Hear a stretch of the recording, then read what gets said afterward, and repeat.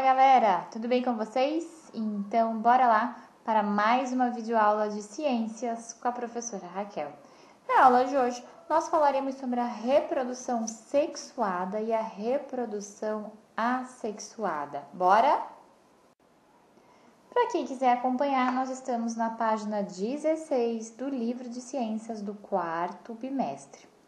A gente pode definir a reprodução assexuada e a reprodução sexuada de uma forma bem simples, como nós já falamos, inclusive, na videoaula anterior. Reprodução assexuada é um processo reprodutivo em que não há o encontro de gametas, né? E os gametas são as células reprodutoras. Já na reprodução sexuada, ela é um processo em que há, sim, o encontro de gametas. Agora, nós vamos falar sobre as vantagens e as desvantagens de cada uma delas. Prestem muita atenção, porque isso é muito importante. Então, vamos começar pela reprodução assexuada. Vamos entender quais são as vantagens dela e quais são as desvantagens. Bom, as vantagens da reprodução assexuada, nós podemos citar que o período de duração é muito mais curto do que da reprodução sexuada, né? Então, é uma reprodução que acontece muito mais rapidinho. Então, ela consegue aumentar a população com maior velocidade.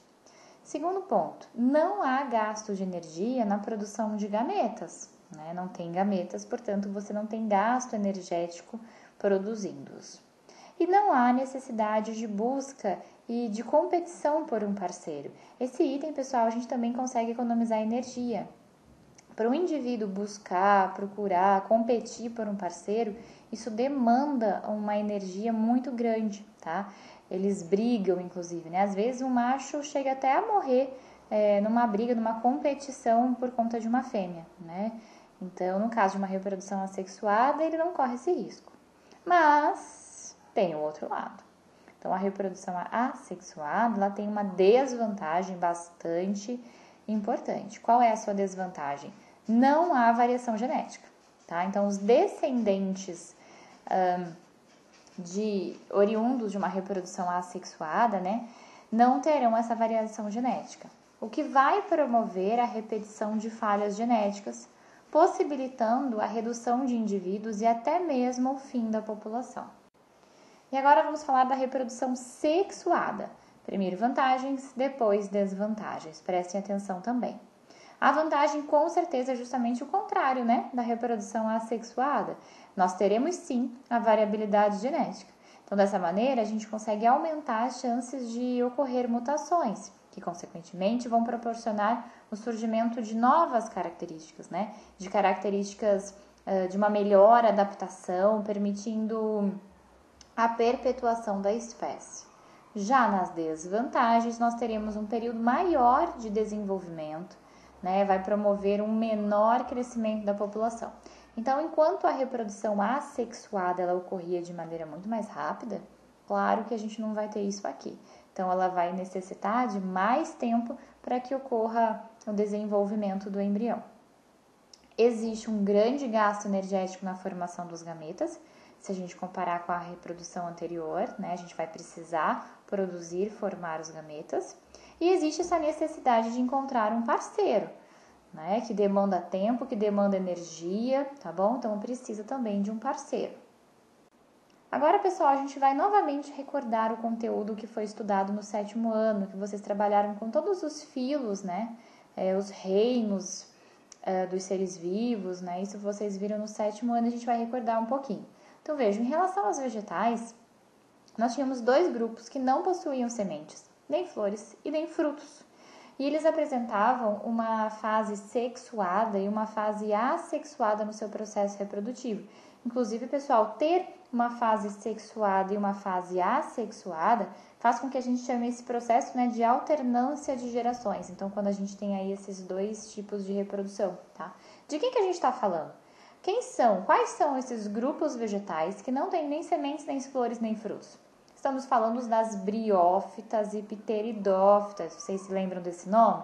Então, as briófitas, como representante principal, nós temos o musgo e as pteridófitas são as samambaias.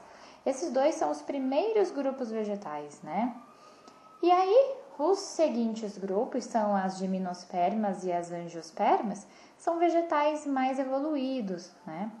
Eles são mais, inclusive, desenvolvidos, eles produzem sementes. Inclusive, a formação das sementes vai depender do encontro das células reprodutoras masculinas e femininas. Então, a gente pode dizer que as gimnospermas e as angiospermas, elas vão se reproduzir por qual tipo de reprodução que nós falamos hoje?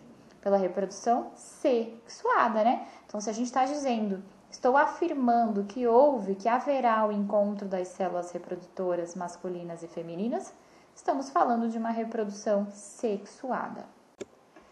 Agora a gente vai recordar um pouquinho as características desses processos reprodutivos dentro do reino animal, tá? Então a gente vai ver, vocês já trabalharam isso no ano passado, né? E nós vamos ver um pouquinho, relembrar esse conteúdo. Então, dentro do filo dos invertebrados, depois nós falaremos sobre os vertebrados.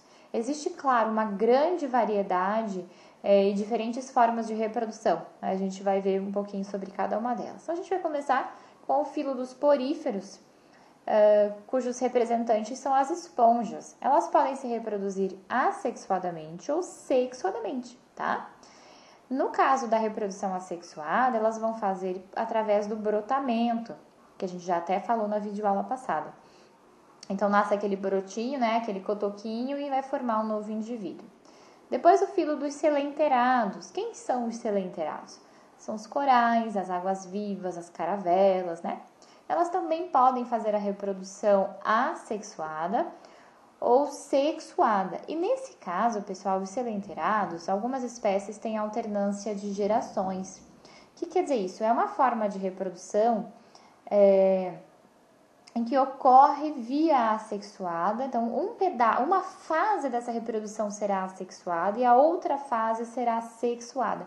Então, no mesmo processo, a gente vai ter um pouquinho de assexuada e um pouquinho de sexuada, tá? Isso também acontece nas briófitas e nas pteridófitas, como nós acabamos de falar. Nos plateumintos, quem são mesmo? As planárias, as tênias, né? Elas podem se reproduzir assexuadamente por fragmentos, no caso da planária. Então, quando a gente faz aqueles fragmentos, elas conseguem formar novos indivíduos.